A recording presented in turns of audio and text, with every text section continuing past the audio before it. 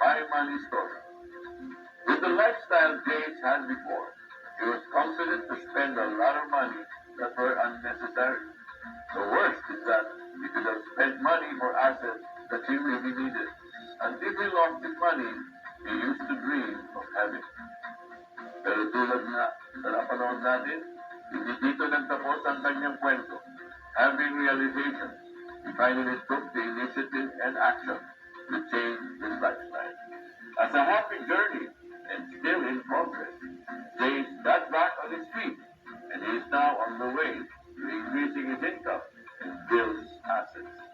One might ask, paano niya ito nagawa?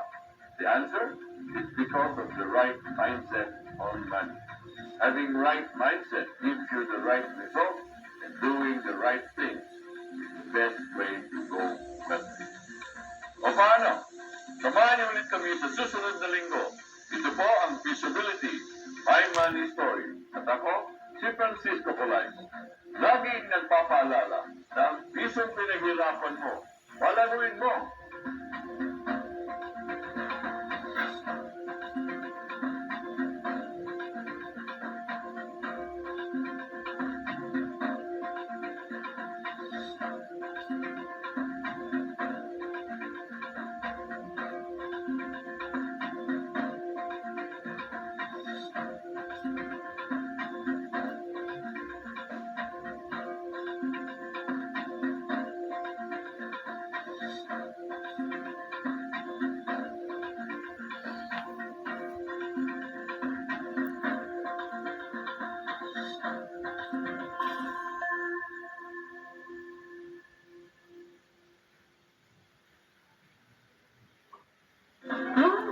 Sa Live TV.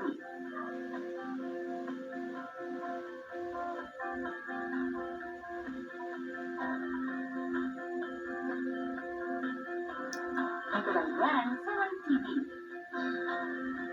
Up next, Shuffle on Live TV.